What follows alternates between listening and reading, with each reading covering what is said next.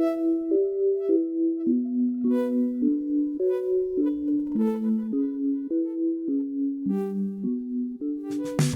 are back with another Think Deeper this week. It's going to be a little bit different, a little shorter than normal. We didn't want to leave you guys without an episode for a week here, and we're about to hit our end-of-year schedule hard. We've got some great stuff coming, but right now, Will is currently hiking volcanoes or something in Hawaii. Lucky dog. I'm sitting amidst a pile of boxes, about ready to pack up my house from Texas and get to Tennessee. Joe, as always, has a million things going on, and so back in Colorado for a time. Yeah, that's right. You're in Colorado. You're not even home right now, and so we've got a lot going on. Not really our standard episode. Will's not going to be with us this week again out there in Hawaii, and so Joe and I want to do a shorter episode in which we kind of push on each other a little bit. We've discussed so much over the year of Think Deeper, and so this is going to be a bit of a grab bag episode of a few different topics, but we're going to chase some rabbits of things we've talked about, maybe clarify, go a little bit more in depth on those things. And then next week, we're going to be back to talk Halloween. That's a thing that a lot of Christians have questions about, of should we celebrate it, where do we stand on that, and so I'll give you a little spoiler. We do not, all three of us do not agree on this. Yes. That we've talked about it a little bit. Yeah, I'm very excited to put these guys in their place. So we'll be back to our normal three-man schedule next week. But again, Joe and I are just kind of getting on to put something out. We've got so many good topics we want to cover, and we didn't want to cover them without Will, and so it's like, let's talk some loose ends, I guess, more than anything else. And so the format here is, I told Joe, come up with 3 questions you're going to ask me based on things we've talked about, based on things I want to talk about or I'm passionate about. I'm going to ask you 3 questions, and that's that. So anything to add before we get into it? No, I don't think so. All right. You want to lead or you want me to? Go for it. All right. And yes, we have not pre-screened these questions, so you are getting them as Jack is getting them. He does not know what I'm going to ask, and vice versa. So we'll see how it goes. Okay. You are heading into your last week of preaching. And as a minister, not to say that won't happen in the future, but at least for the time being.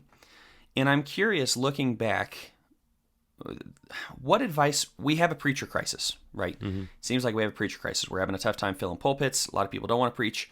What advice would you give to young preachers starting out and to the churches? Because a lot of times we get the advice to the preachers, but what advice would you give to the churches in helping young preachers? You've been in ministry for about close to a decade now.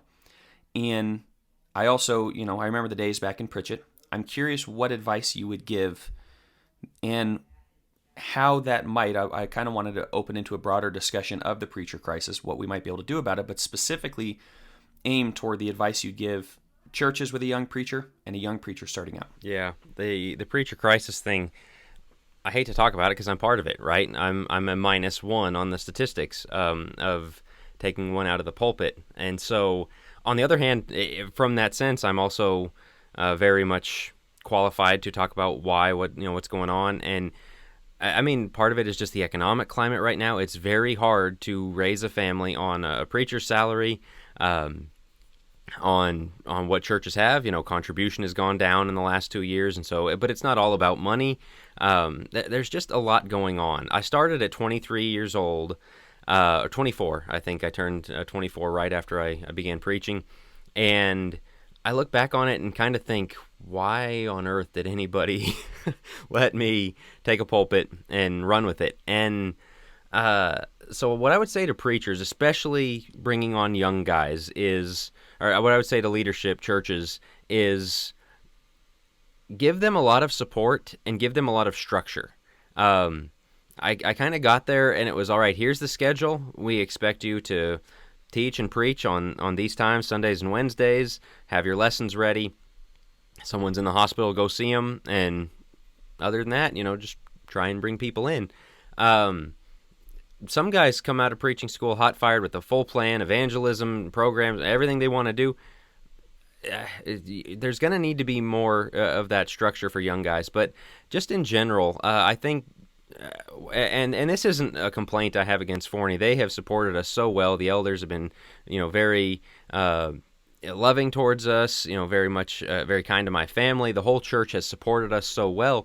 But I think that's just something that I talk about in Church Reset. That there's that divide sometimes between church members and church leaders. Try and blend that. Try and we'll blur that, I guess I should say, as much as is possible. Make them part of your family. Don't do the glass house thing. Allow them to, not be perfect people. Obviously, you want them to be an example, but you want them to be people that don't feel like they are on their own and separate from everybody else. And again, I'm thankful that I've had a lot of that kind of treatment, and it's nice. On the other side of it, I think I would say, give the guy structure, but also don't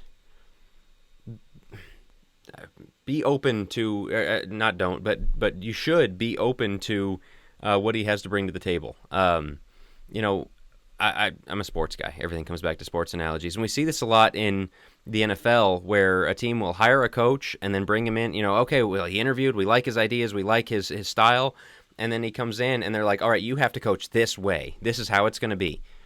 I'm like, well, why did you hire him? Why did you bring him in? And I think that's something that, in talking to preacher friends and talking to preachers that have left the pulpit, that they're running into a lot, is they come on and they think, this is what I want to do, this is how I want to work this, and they're told, no, we don't like that. We've never done it that way before, or we've always done it this way, and so just do this. Just stay chained to the desk office hours, which again, that's not something I've dealt with, but a lot of guys have.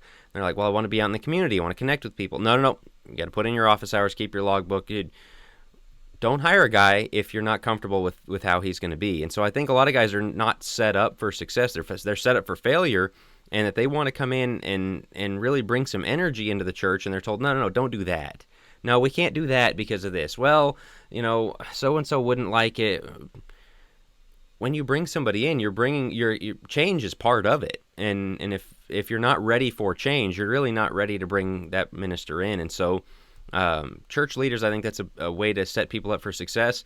As preachers, I think a lesson I've learned, and every preacher learns, is change is going to be a lot slower than you think. If you're coming in hot-fired and, all right, we're going to fix all of these things, well, take your time. Realize people are not moving as fast as you are on these things, and that's okay, as long as there's that give and take. If I'll be patient if you're willing to come along with me, and so both sides need to be on the same page in that sense. Does that make sense as far as being set up for failure, set up for success? Yeah, it really does. It really does. We were talking with some friends just last night. I was previewing the questions I would ask you, and that's one of the things that they said is we're having a tough time filling pulpits or keeping preachers or whatever else. And I think all of those things are very legitimate, what you just said. And I think there's a lot of guys that do get burnt out. I think there's as you said, the financial aspect for sure comes into play. And I think the instability of getting fired. And that's another thing that I might add to the church, is though I'm a new preacher, I've been preaching for a long time, but not in a, pulpit, in a every week. But, the instability, I think, really gets a lot of people too. If I preach this... All right, hold on, because that's one of my 3 questions towards you is about joining the rank of minister. I was going to go the other direction. Oh boy. I kind of figured we were going to be passing, on that one. Okay. Good stuff. One other thing I'd add is, as ministers, this is a hard one, and it's something I wish I knew at the start of both of my ministries, is you're hired as the preacher. There's a certain expectation from people that you're going to, shove your way into their lives. And it feels weird to be the guy that's doing that. It's very easy to come into a place and be like, well, they'll come to me. No, you've got to go to them. You've got to be in their home. You've got to invite them into your house. You've got to, and there's sometimes a reluctance. That's something that we ran into a little bit here, is a reluctance of what's going on here? You want to hang out with me? You want to, no, I'm not comfortable, hanging out with the preacher kind of thing. That's your job, and the people who are, straying, the people whose attendance is bad, drive them crazy. Call them every week. Hey, missed you. Where are you? I feel like I've done such a poor job of that, of, just being that person and letting them know I'm here. I'm here for you. I want to connect with you. And if somebody doesn't want that make it very clear it's their choice. But sometimes it's very easy to wait for people to come to you, and they're waiting for you to come to them, and those lines never cross. You never, somebody's got to make the first move, and it's like, well, as the preacher, you're the one not only paid to make the first move, but kind of commissioned by God to make that move to say, I'm going to insert myself into your life. And so that's something I wish I had done a better job of. And I would really encourage guys to do is, you know, I know you're staying up at night thinking about those couple of families that just haven't been there in 3 months. Call them every week. And they will either start coming back, or they'll say, they'll just stop answering your calls. They won't, and then it's kind of like, it's a write-off. Talk to the elders, talk to the church leadership, and say, hey, these people aren't here. Let's kind of make a decision on, are they even members anymore?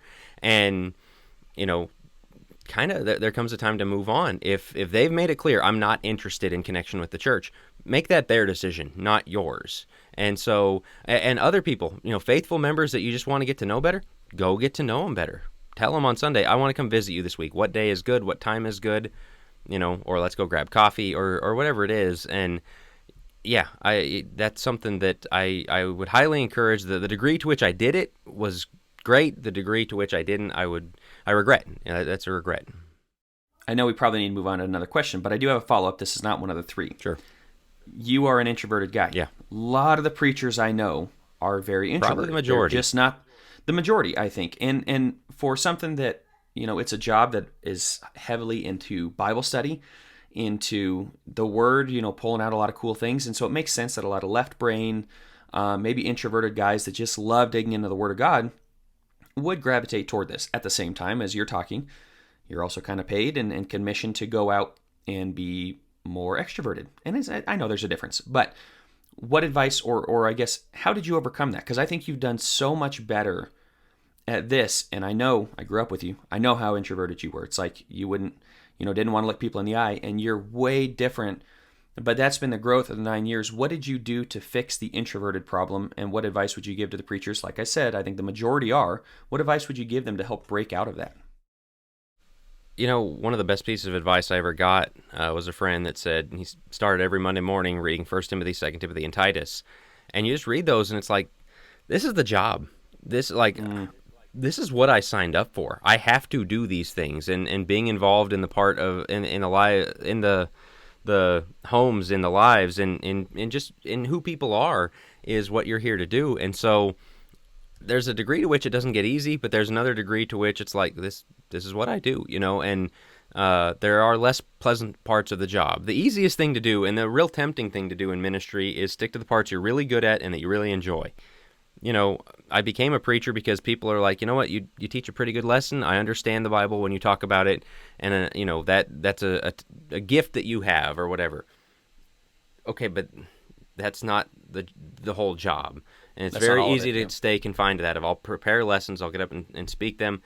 You got to visit. You got to call. You got to talk. You got to insert yourself into their lives. And that's the challenging part. And again, there's a degree to which you force yourself to do it and you get better, but there's also a degree of, there's always going to be somebody that's better at that. We're given different gifts, but maybe if you lead in that way, you can also bring along the people who have those gifts. And so, one of the things I love that you do, not to cut you off, one of the things I love that you do, though, is you got Latham Bakery in Forney, right? You'd go there, I don't know if it was every day, but it was a lot. And you got their coffee deal where you could just fill up your coffee mug for $1 or whatever it is and get the Latham one. And like everybody on staff. And I feel like that's kind of a good start for the introvert is show up every day. Have a place, yeah. Have a place. And just get working on understanding people's names, their shifts. You see them come in, oh, they're the 3 p.m. shift. They know they're going to be at 3 p.m. every day.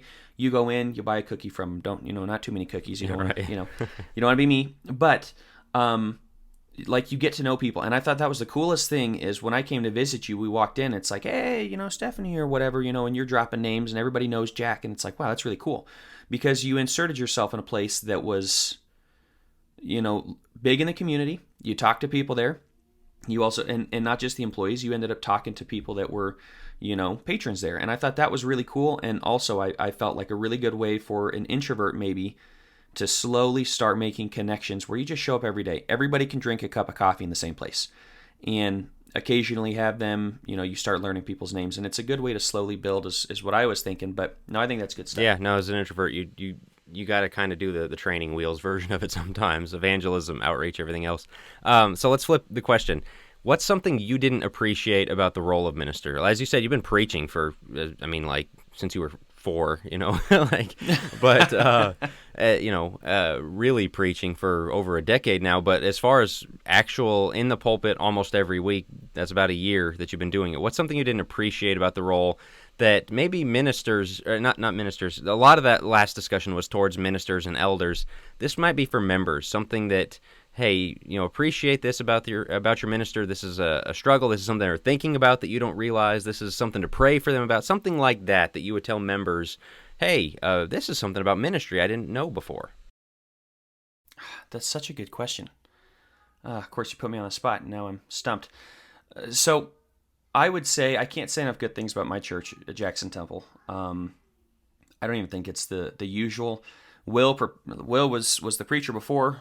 He moved down to Alabama and really prepared them for a lot of things, difficult discussions and such. And so I would say I don't have the typical track of a preacher where when I came in, they were like very okay with young preachers. They'd had Will, but they were also very prepped in some difficult things and ready to discuss some difficult things. But I would say, that's such a good question.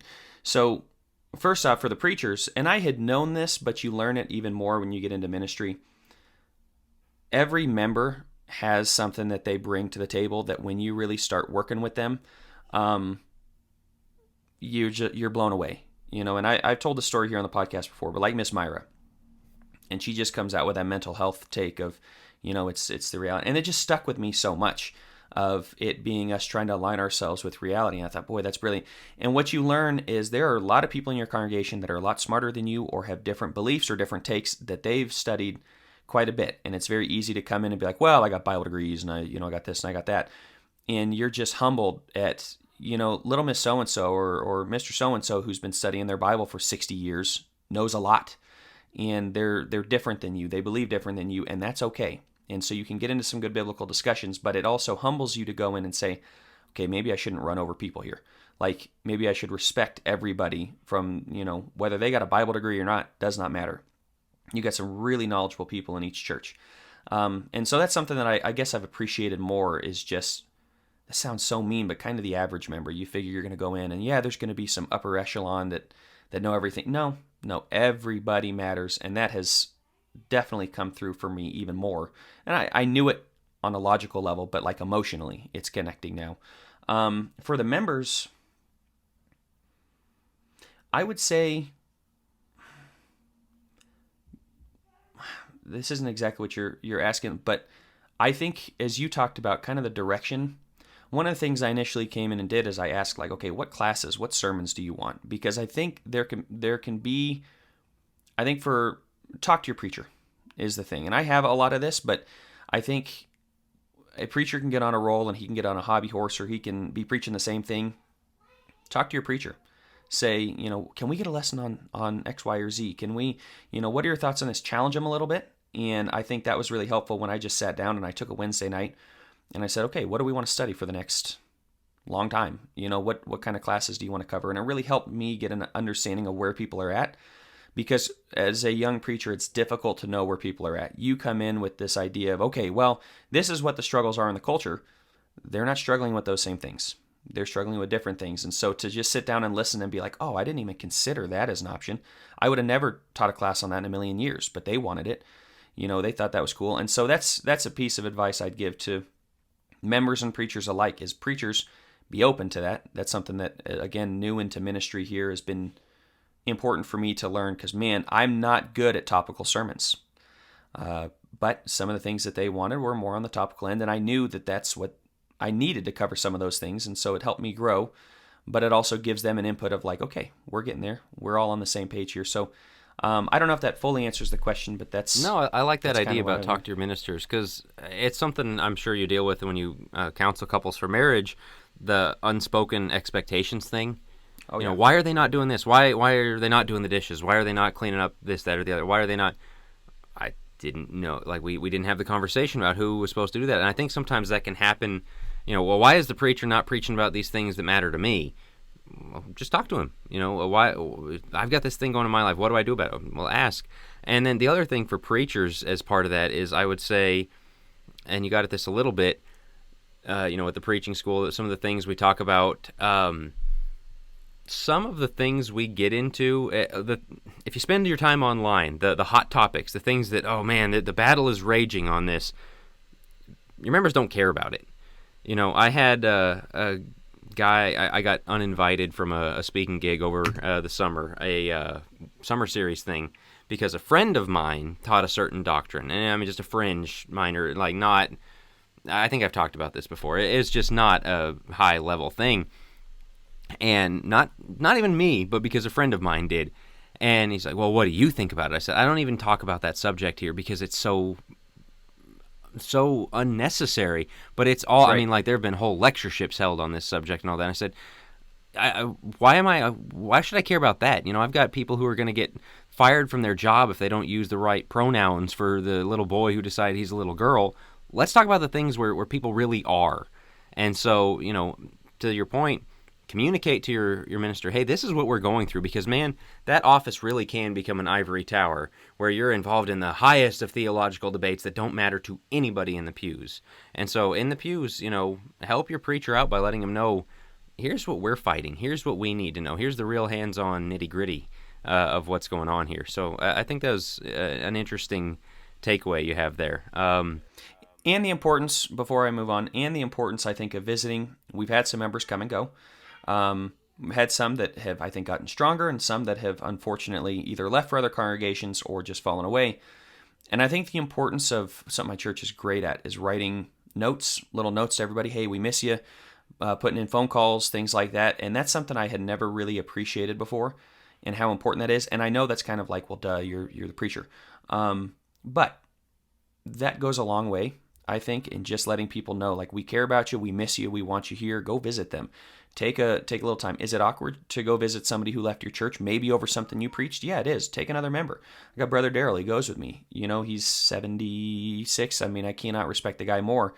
And he goes and kind of showed me the ropes. And so yeah, that would be the other advice that I would give. The other piece of advice: if you have an older member at your congregation who's wise, who's either been through some things, whatever. Brother Daryl's preached. He's been an elder. I mean, he knows so much. Like, learn from them, partner up with them, get mentored by them, figure those things out, because he's the one that asked me, hey, let's go visit. It's like, why did I not ask him to go visit? But that's just, he's so great about it. But yeah, we've been visiting a couple times, and it matters, and it makes a difference. And you get to know where people truly are. And we got some prayer requests out of it. And so yeah, it's just things like that I think that can be neglected. But yeah, lean on the wisdom, especially for young preachers. Lean on the wisdom. I'm learning that a lot more. The wisdom of the elders of your church. And he's not an elder in our church, hopefully one day, but the elders in terms of the elderly, I should say. Right. Okay. Well, and on the member thing about visiting cards and stuff like that, it's one of the greatest things in the world as a preacher when you go to make a visit and 3 members have already been there to see the person, like they beat you to it, because it's very easy if you're the only person doing it for somebody to say, well, you're paid to do it. Like, you're only here because it's your job. But if it's, hey, we're all a family, we're all doing this for each other, I think that really sends a message. And so definitely an important thing for members. All right. We said it'd be a shorter episode. That never works. I know. So round 2, I guess we're back to your turn. Yes. Okay, so you have been writing for Focus Press for 11 years, almost 11 years. Yeah, going on 12 years. You had, I think, recently come out of Bear Valley. You've been out a little bit. But my question, I'm curious, what is the biggest theological shift you have made since coming out of Bear Valley, and specifically in your writing? Because a lot of people that are listening to this, I'm sure, are very familiar with your blogs. You've had some that are just thousands and thousands and thousands. They've really gone out there. But what's the biggest theological shift that you've made since Bear Valley days and since you started writing for Focus? Man, that's being put on the spot. I would think it's really something in the last 3 years, and honestly, I've had people comment on the change. People that really thought I was great a few years ago don't think I am anymore. Some people who maybe didn't pay attention a few years ago, like or weren't interested, now enjoy it a little bit better. I want to put this the right way.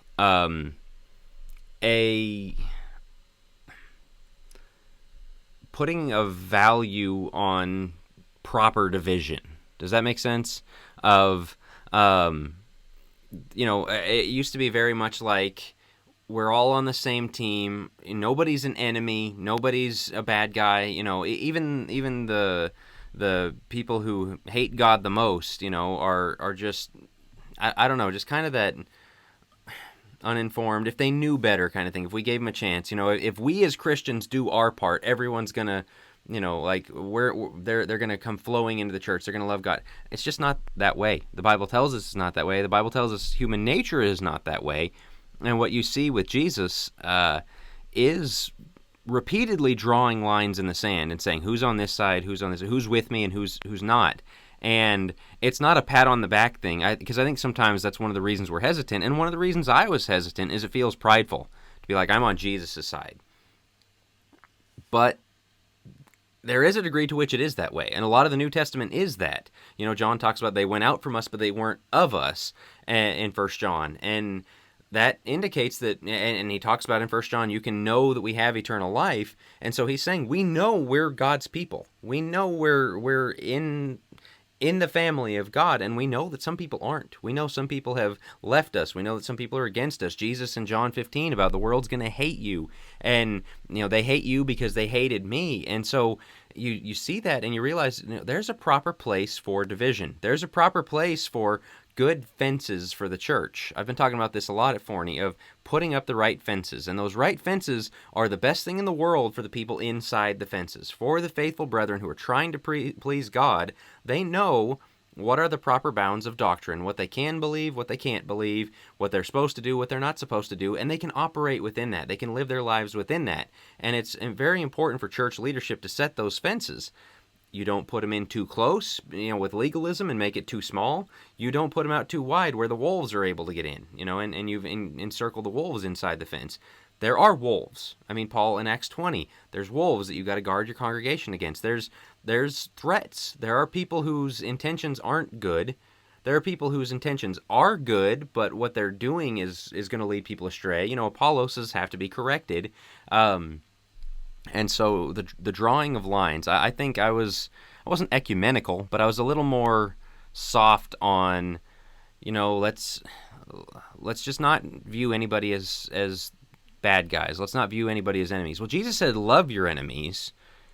You know what that requires is recognizing that you have them. That's also about personal enemies. You read the Psalms about God's enemies and the people that have set themselves against God. The Bible takes a different tone towards those kinds of people.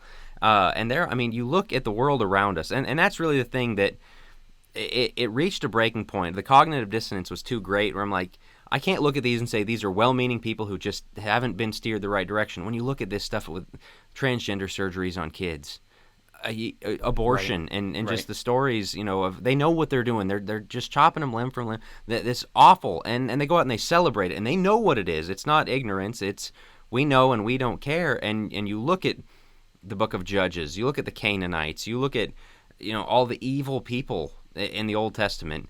And I think that's a big part of it. Is the more Old Testament literate you get, the more you realize God has a problem with some people. You don't want to be one of those people. And you want to preach the gospel to those people. You don't want to be Jonah and say they don't deserve it, but you also want to say, I'll preach the gospel to them, but I'm also not going to pretend that, hey, we're all the same. It just doesn't work that way. What are your thoughts on imprecatory psalms being given today? Yeah, no, there's very much, from the same motivation, a tendency to avoid those because, well, who are we to pray those things? That was inspired. We're not David. We're not God. We're call God's judgment onto the evil. Right, but when you see these evil doctors, these evil scientists, people that are doing really bad stuff, you pray, God, I hope they would come to repentance, but if they don't, as it says, shatter their teeth. Stop these people. These are evil people harming innocent people, innocent children. That's an abomination to God, and it's okay for us to say it's an abomination to God. And you've got the Andy Stanley types, and unfortunately, a lot of Church of Christ preachers love Andy Stanley, who tells us, boy, God was awful mean in the Old Testament. Let's stay away from that. No, it puts your perspective in the right place that, man, God has a real problem with some of this stuff that's going on. There's a reason Sodom and Gomorrah got melted down. There's a reason God told them, go in and wipe out the Canaanites. It wasn't, hey, they're camping on the land that I want to give to you guys. You go all the way back to Genesis 15. He says, I'm going to wait until the iniquity of the Amorites is complete. I'm going to give them all this time, and when it's too bad to handle anymore, you guys are going to be the judgment that comes on them. People setting their children on fire as sacrifices, things like that. Truly awful. And God's judgment on them was, you don't get to be a people anymore. You're done. And not that we're going to go out and kill these doctors or anything like that, but it's okay to pray, God, shut these people down. Stop this evil that's going on. And again, that makes a lot of Christians squeamish, but it is a significant part of the Bible that treats evil that way. I like that. And as we've talked about on this podcast a couple times, people go, okay, that's Old Testament. Well, again, we're not Marcion. We're not Marcionites saying the Old Testament God was different, mean, and New Testament God is a different God, a better God. We don't do that. That's a heresy. Number two, as we've brought up a few times, read Revelation. Jesus running around with a sword, shattering people just like the Old Testament talks about. It's not changed. It's just that he's being patient and storing that up for that final day. And it's going to happen again. And so you have to accept that side of Jesus. And it gives you the appreciation of the sacrifice of Christ, that God's wrath was poured out. Think about his wrath was the same wrath that allowed them to go in and shatter the Amorites and Ammonites and Philistines and all of the other ones, and to wipe them down, women, children, everything. That's God's wrath, and it was all poured out on Christ in that sacrifice. And so it gives you a greater appreciation for that, but also for the coming Christ, as you said, that it's storing up for that day. And so I think that's really good. And something that I've been thinking about that I think I've changed on is, I don't know, you may have a question like this, but I'll kind of give it here. That I was thinking as you were talking about it, yes, the division outside of being able to call evil, and to kind of call God's judgment out on that. But also, I feel like, and this is a real mean one, but kind of wiping the dust off your feet of those in the church that aren't all about it. And that sounds mean and divisive as well. It sounds like, well, we want everybody. We want to get as many people as possible. And I think that's where I changed a lot, is like, we want people that are all in on the gospel. We want to help them be all in on the gospel. Some are on milk. That's okay. We want to nourish them to the point where they can accept meat. But if you are in that transition teaching things and they go, no, I'm not doing it. I'm just not there. You study with them, you help them, you pray for them, you visit them, you try to help them as much as possible. But I think there is a moment at which you wipe the dust off your feet and say, they clearly don't want it. It's kind of, we've talked about it before, the holiness mountain of, as you go up the holiness mountain, the air gets more rarefied. And again, that's not a prideful thing. It's God that is getting us up the holiness mountain. That's exactly it. It has nothing to do with me being a good person on my own. It has everything to do with, as the Holy Spirit is sanctifying us, and as we are looking at ways to better glorify God and be holier for Him, be more Christ-like, we will have to give up and sacrifice some of the things, those movies that we used to watch and things like that. And you will find almost everybody has a threshold, at which point they're real tested. Man, I don't know that I want to do this. I don't know that I want to give that up. And depending on which way they fall, which includes everybody has this question to ask. Everybody has that threshold. Are we going to push past it and trust in God and allow the Spirit to do its work in our lives? Or are we going to hold fast to that and go, nope, I'm not doing it? Modesty is a big one, right? We've talked about it. So at that point, when they've shown, I don't want to continue up this mountain, I am stuck in my ways, I'll go to a different church or whatever it may be that's more loving.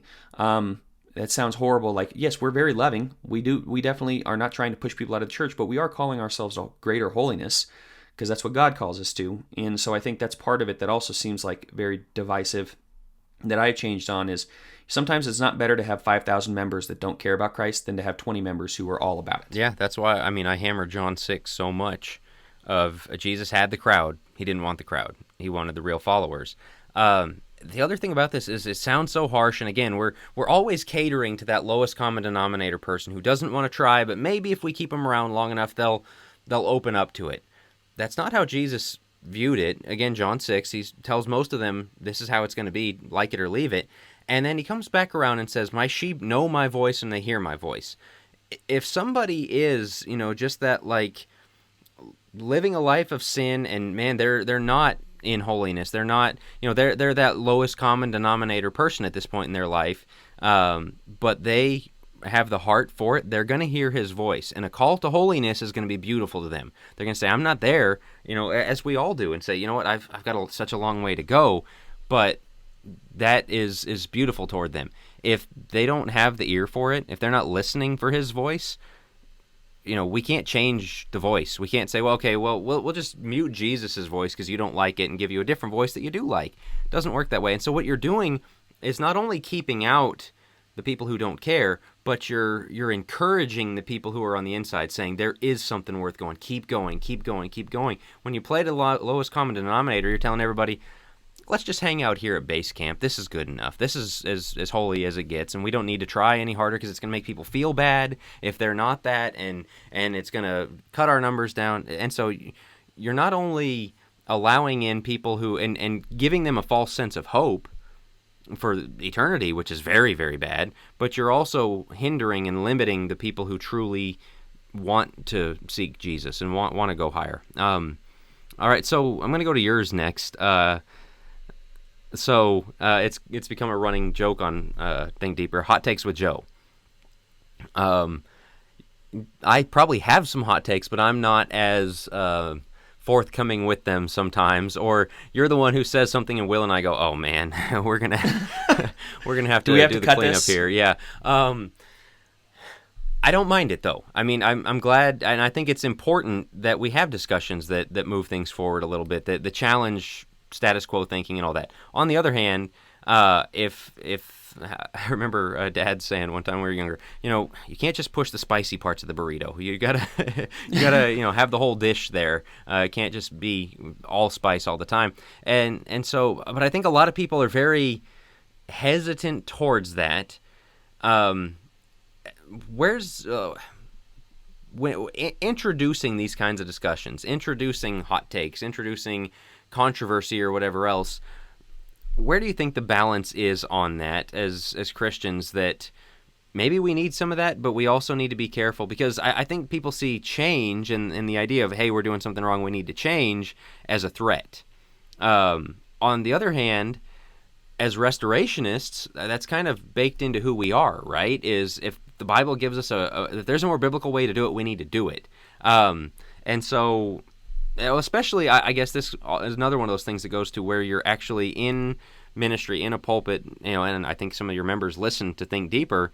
How does that play out? Because it's a lot easier to get onto a microphone to a faceless audience and say, we should do this. But when you have to have these conversations in real life, how has the hot takes thing played out? What's the reception towards that, I guess, is where I'll start this question. Yeah, the reception actually has been pretty good. And there's been, and this is, once again, I love my congregation for it because I do say some spicy things. I've been preaching through 1 Timothy and specifically the roles of men and women, and I'm not really holding back. I want to give it in a loving way. That may not always come across here, but I always try to give it specifically in person in a very loving way of like, I understand the challenges of people and why some of these things may be difficult. But I think the reception's been good. Here's my key to hot takes. I'm a therapist. In my opinion, the main role of a therapist is to understand the why. Why do you do what you do? Why are you acting this way, right? Why are you struggling with it? It goes back to trauma a lot of times. It goes back to, negative core beliefs that were enforced by trauma or enforced by something else. It goes back to something that, attachment issues. It goes back to, a negative relationship you had in your life with a friend. Whatever it is, there's always a why as to why we do what we do. And I'm fascinated with that question. And when we understand the why, the behavior begins to change. It gives somebody something tangible.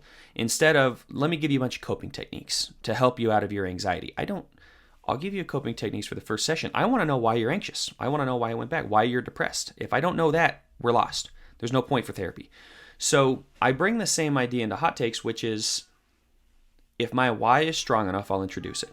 If I think I can back it up, if I think that my thoughts on it are fleshed out enough where I'm not shooting from the hip and it's like, I haven't considered that point. Like most of the things that I introduce, like this was not cooked up yesterday. I've been thinking this for a long time and I've thought about every direction, every which way as to why I believe what I believe.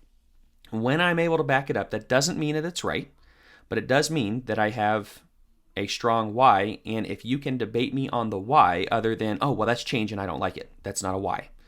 If you can tell me why it's wrong, I'm very open to listen.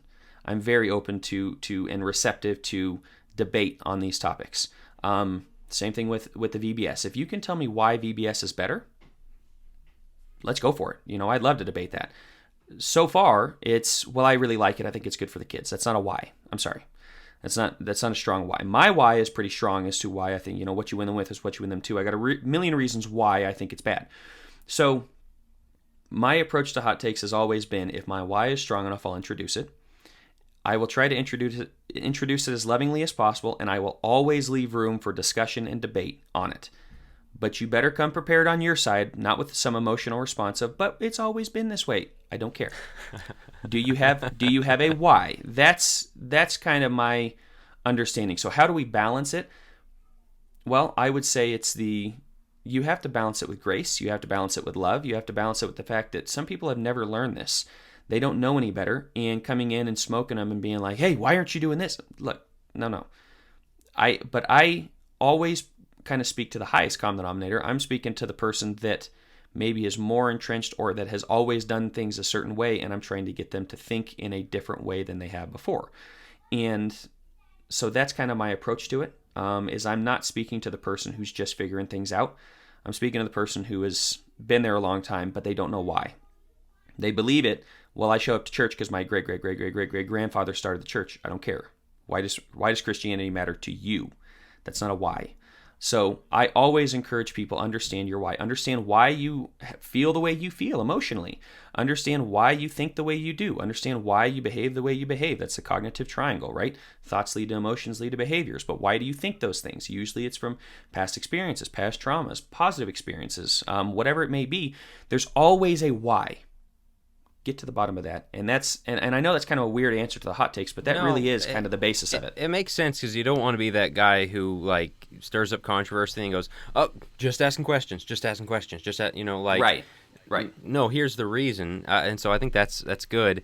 Do you have a sense of gas and brakes, push and pull? Okay, that's enough hot takes for now. Let me let you chew on that for a bit, and then I'll not because if every week you're showing up to church I think we should remove the pews, well, hold on, what's going on here? Right. So, I'd like to think that I do because, after these sermons, usually if I have a hot take sermon, and I did 3-4 months ago, if I remember right, I had one, and I thought, you know what? Now it's time. I'm going to preach on why the church is so amazing. The spiritual blessings found in the church. I'm going to preach on the love of God. I'm going to preach on I may preach on the holiness of God and really step on some toes, but I'm also going to preach on the love of God. And so I try to recognize look, I can't peddle this stuff week after week after week. People will burn out. And the other thing is you got to give people, and I've learned this in therapy, you got to give people time to chew on some of these things. And this is why therapy once a week is really good, is I'll introduce something usually toward the end and be like, what do you think about this? And they'll be like, what? I never thought of it that way. I'm like, okay, well, just tell me what you think. Think on that. We'll come back next week. We'll discuss it. And a lot of times that week gives them some time to chew on it. And so I try to learn. Am I great at that? Not necessarily great at it, but I am learning, I think, more of okay, my church really needs some uplifting messages after that, some edifying lessons, right, things like that, where I'm not trotting it out. But if somebody asks, I will not steer away from controversy, but I will always give why I believe what I believe and tell them this is up, especially if it's open for interpretation. Here's my thoughts on it. Here's my study. But I would very much encourage you to go study this on your own and see, because we may disagree, and that's okay. I don't expect everybody. I also don't bind. Very few of my hot takes do I bind, quote unquote, and send. Look, if your church does VBS, go for it. I don't believe in it. I don't agree with it. That's fine. Nobody's going to hell over this. But I also think I'm just calling us to if the church step back from time to time, this is a little soapbox, but the church step back from time to time and just ask ourselves, why do we do what we do? I think our worship would look way different. I think the way we interact throughout the week would look way different. I think our Bible studies and sermons would look way different. I think so much would change if the church just asked why. Remove tradition. I'm not saying remove tradition completely. Tradition's really important in the right areas, but set it to the back burner for a second. Set it to the side and just examine, is this the best we can be for God? Why do we do it this way? Why are we meeting? Well, we're meeting to glorify God. Is this the best way we're doing it? Is this the best way we know how to glorify God, or is this just the way we've always done it? So you got to to bring people along slowly. You can't just go and start tearing down walls on that. But I also find you got to introduce those ideas at some point to get their mind churning. And then you come back around it later, and maybe a month or two later in the men's meeting, you say, okay, so we introduced this. What are your guys' thoughts on this? And it gives them some time to say, okay, what do we think on it? And that's been helpful. Yeah, that's one of the critiques we get. Can't you guys be more positive about the church on the podcast? And we don't mean to be negative. Just these questions No. of how we can do better. I think you and I are kind of built that way. It's our family. Every time we have Thanksgiving together, whatever, we sit around until 1 a.m. going, well, what about this? What about that? What about, like just finding a better way, finding, a more biblical way or whatever. But in the middle of that, you can't forget, hey, things are really great and we're tinkering with 1%, not overhauling the whole thing. So, all right, third round, your turn. Third round. Okay. Church Reset came out 3 years ago, I think. 2.5, yeah. 2.5 years ago. Is there anything you would change? Looking back on it, you've had a lot of feedback. You've got a lot of people that have come up and talked to you about it. You've given seminars on this. You have written more blog articles on it. You've gotten some pushback, I think, in some areas, and some things that you have tried at your own church that I think COVID kind of killed, unfortunately, for a lot of people. This is the case. Is there any part of it that you would modify, change, walk back, or restructure? I'd add, somebody, I mentioned this on our What Would You Change About the Church episode that we did in the Church Reset series a couple months ago. What would you change? And one of the things was a very set protocol for church discipline. Somebody had mentioned, why didn't you have a church discipline chapter? I would do that. In fact, in an updated edition, maybe a 5-year edition or whatever, maybe add a chapter on that. Because of the fences thing I talked about last time. So I'm not going to go too far into the church discipline thing. Again, we did an episode where I covered that in depth. The other side is, I've joked about this before. I don't know if I've said it on the podcast. The biggest thing I came out of COVID with is I'm a lot more of an elitist. And I don't mean that in a snobby way. I mean that in a God set shepherds over the church, the society, the home, leadership. Leadership is part of God's plan. It's baked into the entire world. I mean, the church is a hierarchy. God, himself takes on that hierarchy of Jesus emptying himself and all that of, just obedience and all that goes into that. And I think we have a very bad individualistic streak in the church. Basically, I'm not going to listen to my elders. I'm going to do what I want. If I don't like them, if I disagree with them, I'm going to badmouth them, leave, do my own thing. When I say elitist, I mean not only do we need leaders, we need strong, competent leaders who exercise that role. And not in a democracy sense of look around, oh, what do you guys want to do? Like, I was placed here with this commission to do the right thing. I got at this a little bit in the preacher thing. It's not just something you're paid to do. It's something God put you here to do this. And that's what Paul is hammering to Timothy and to Titus to a lesser degree of do your job. You owe this to God. He uses that word a few times to Timothy, entrusted. The things that were entrusted to you, entrusted to me. It's God put something really valuable in your hand. I was teaching this the other day, and it's like if a friend handed you $10,000 and said, I need you to get this back to me next week, you'd be really, really, really careful with it. You would handle it. You would always know where it was. You wouldn't just leave it laying around or whatever else. And so this leadership, elitism kind of thing is, we need elders and preachers, who are taking the shepherding thing, and that's what I was talking about earlier, go into people's lives. Like, this is my job. I am going to insert myself into your life. I'm going to stand up and I'm going to look at the Bible. I'm going to open up the Word, and to the best of my ability, I'm going to make a decision. They say you got to close your church for the next 6 months. Look at your Bible, man, and like say, this is what we're going to do, and that's just how it's going to be, and we're going to adapt, and we're going to take your feedback, and we want to hear you, but on the other hand, the buck stops with me. We talked about this in our marriage episodes and our male-female episodes. As the man, the buck stops with you, so you better make a decision you can live with.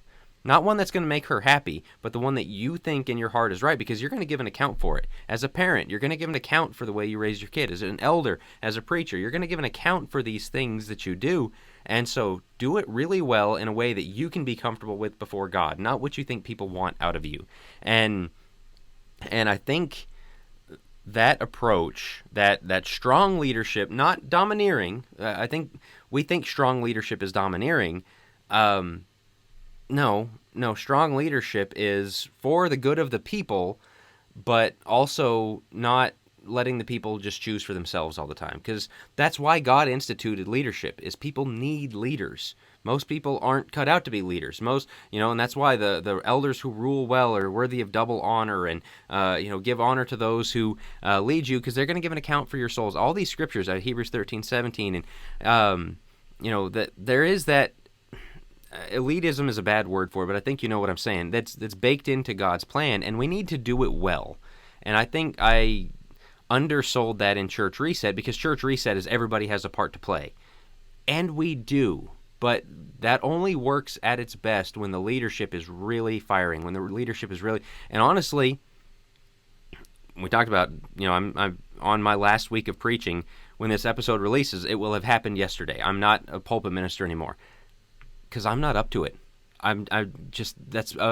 There's 5 to 10 major reasons that all of them combining, the birth of twins, I can't effectively minister and take care of my family at the same time. And there's just all kinds of things going on. But one of the biggest ones is I've looked at this, like what God requires, 1st and 2nd Timothy, out of leaders, out of that commitment, out of, if you're going to step up and take this role, you had better be on top of your game.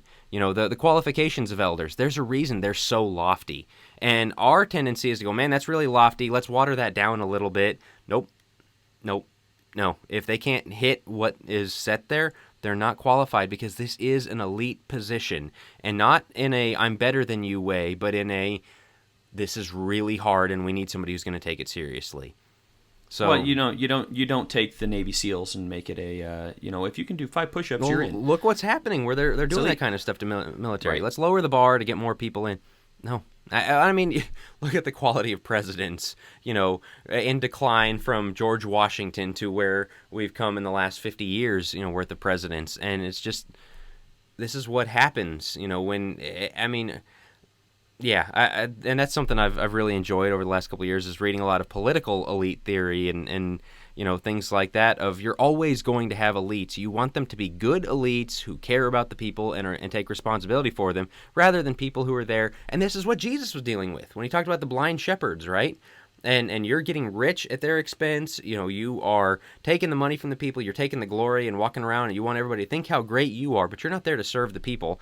And he said, this is being taken away from you because you're blind shepherds. I'm going to come and shepherd my own people, because you're not getting the job done. And so that's something I think we need to take incredibly seriously, is the quality of our leaders. And the leaders we have now, but also, Brad talks about this a lot, and we always talk about, young men, oh, you need to be a preacher. You need to be a preacher, or you need to go be a preacher. Most of them don't. That's what everyone told me and you. Okay, I'm not mad at them for doing it, but teach young men, be an elder. Train to be an elder. Prepare yourself to be an elder. And if they can be a preacher along the way, okay, cool. But what we need is every young man growing up in the church preparing to be an elder, every young woman preparing to be an elder's wife. That doesn't mean they're all going to make it there. Circumstances sometimes are out of your control. To the degree that it is in your control, be growing in that direction.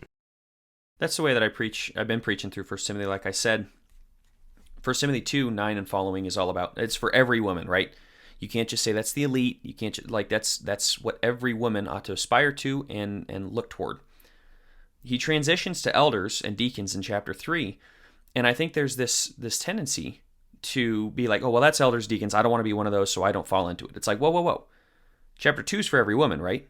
So chapter 3, I think, is what every man should be aspiring to look like. Now, not every man aspires to the office. That's the first thing he says, right? If he aspires to find work he desires to do. Not every man's going to do that, but every man ought to be looking to fulfill those qualifications. And I think if we did, we'd have churches full of men that were qualified. And right now, you're lucky to find 1 or 2 in these churches. I would still say it's still going to be the minority. I mean, he says a lot, Sure. In James, let not many of you become teachers. This, again, there is kind of the few, the proud kind of thing. And that's okay, but like you're saying, as far as men of virtue, men of honor, even if you are going to be a follower, you're going to be a better follower if you're somebody who's developing these qualities. Well, what man should not be above reproach? What man should not be addicted to wine, pugnacious, right? What man should be those things? What man? So if you take the opposites, like, no, every one of these, what man should not be hospitable? Every one of those things is what man should be. Now, once again, he's got to aspire to it. Not every man is the husband of one wife. Not every man has faithful kids. There's things that, and that's why we always go to those. But every man should look, I think, the rest of the way. And like you said, it's a few of the proud. But man, if we had people, it's kind of like if every man aspired to have the physical body of a Marine. Well, yeah, not everybody be a Marine, but there'd be a lot healthier people. And I would say it's the same there, where every man should be aspiring to that, and we should be teaching our young men. You're going to grow up, and we talked about this a couple podcasts ago, maybe one or two, I can't remember. But this idea of stop hoping that, man, if my kid just stays faithful, it's like, no, you need to train your kid to be a warrior. You need to train your kid to be the next leader in the church. He's going to be the next elder. He's going to do amazing things, and that your daughter is going to grow up and be the best elder's wife that she possibly can be. Like, don't settle for cheap. And that's a different episode. We've talked about that, but I think that's a fantastic answer about the church reset. That's more what I was looking for, is if there's anything, I think that's great. Anything you'd hit maybe a little harder. And I know COVID changed a lot of things for a lot of people. People stopped meeting in their homes, even more so than, what they were previously doing, but it changed the dynamic for a lot of people. But I think you hit the nail on the head with maybe pushing the hierarchy and maybe, like you said, elitism, though that's not maybe the people are going to hear that and go, oh, that's horrible, and get turned off from it. And please just listen to the words Jack's saying. Like, it's not about being better than somebody. We understand Galatians 3. Like, we're all one in Christ. We're all the same in terms of equality, value to Christ. That's what you're having to balance, because, a lot of what I hit at in Church Reset was everybody bringing something to the table. We're a body. The body can't say, I need some parts and I don't need some parts. And so there's those scriptures that you need, and then there's the ones about leadership and the need for good leadership and eldership, and what Timothy and Titus covers and elsewhere. And so it's not that the Bible contradicts itself. It's that in some senses we need every part. And that's what Ephesians 4 is talking about, is that he gave these leadership roles to equip everybody else for the work, but there's still those leadership roles. There's still those people that are needed, and they are the driving force. I mean, of everything that's going to happen, if it's going to happen in the church, it's because those people are driving well. Apostles, prophets, teachers, evangelists, elders, that he lays out there in Ephesians 4:11 and following. All right. The last final question. Yeah. This is going to lead actually a little bit into a new project you and Will are rolling out here very soon. I don't think we're going to tell everyone about it just yet, because it's not ready just yet, but it is for young men. I'll hint at that. What's something, this is a big focus of your work. You talk about pornography addiction, but you're also, doing this new project for young men. What's something one thing you would tell yourself 15 years ago? If you got a chance to talk to yourself 15 years ago, the first thing you would say, and that would put you at 13, 14 years old. There's a lot of 13, 14-year-olds. There's a lot of parents of 13 and 14-year-olds listening, I guess I should say. One thing. The first thing you would just say is, do this right now.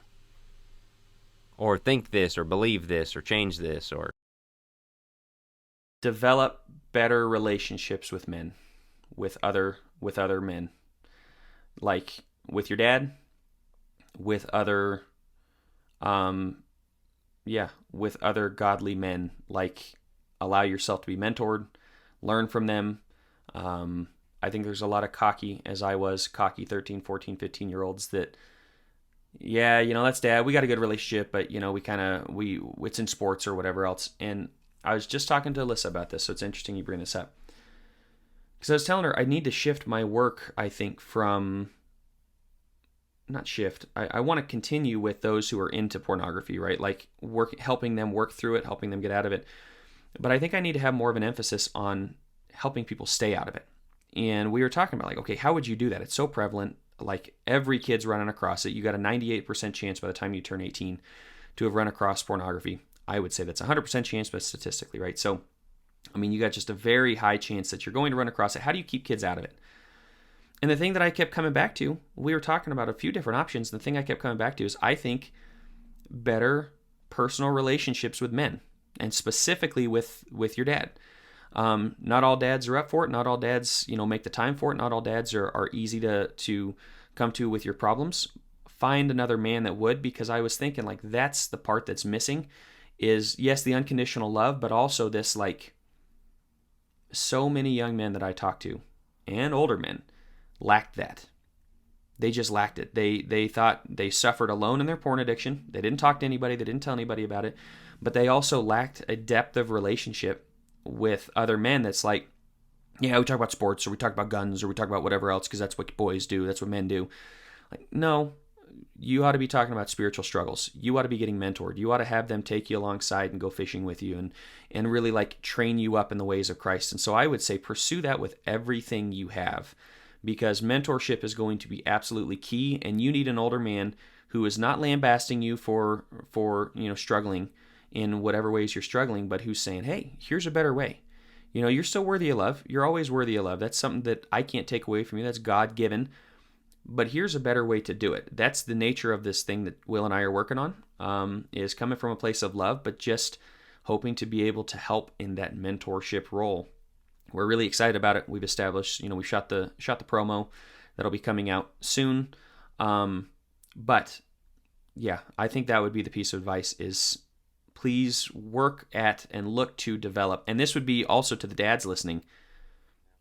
Your relationship with your son, with your daughters is important. I understand it. That's real important, especially the men they marry. There's the man. This is going to sound bad. Might get me into some hot water. Here we go. The dad is the single most important person in society. Yeah, I know the hand that rocks the cradle, rules the world, and moms. Look, at the end of the day, the dad is the single most important. I think God established it this way. That's going to hurt a lot of women out there. They're going to go, how dare you? Look at the communities that are fatherless. The jail rate, the crime rate, everything that it shoots, it skyrockets. It's because women are fantastic at nurturing. They're fantastic at a lot of different things, especially at the younger age. They need a mom who is there for them. Attachment is mainly with the mom, we know from attachment theory.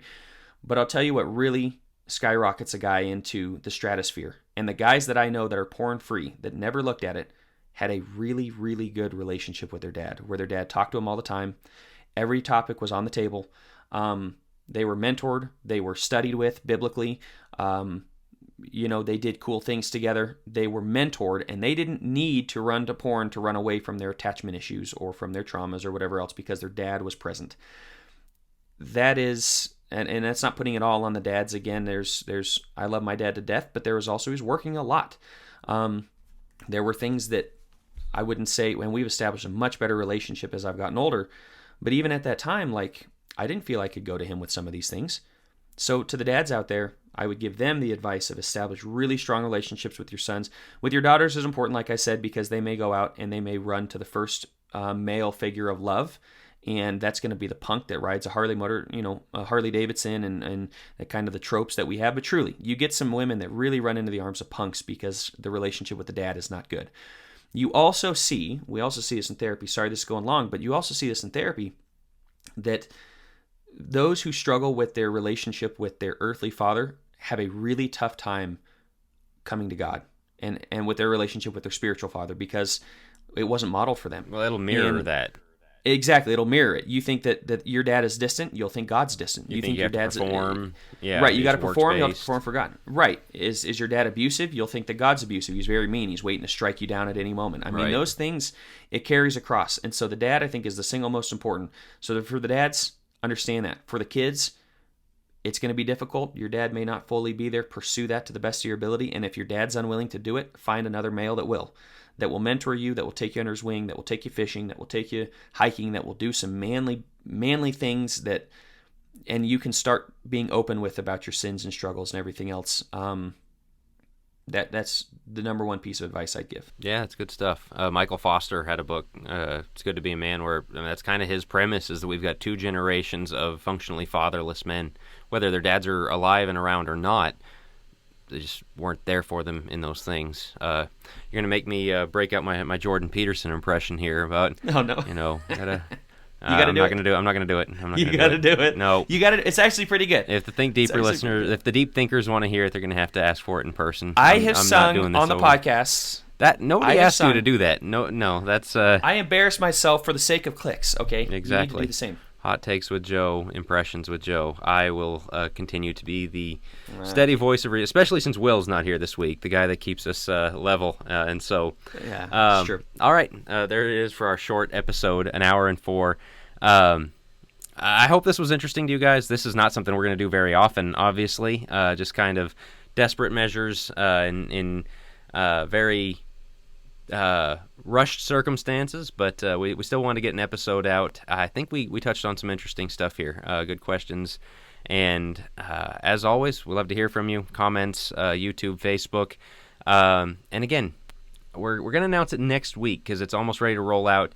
And there will be just a whole rollout for Joe and Will's new project. I think it's fantastic. I think it is a huge benefit to the church for young men, especially, which is an area of desperate need, as we just talked about. So stay tuned for that as I drop my pen for the 18th time. I was going to say, third time's a charm. Yeah. And we will talk to you guys next week.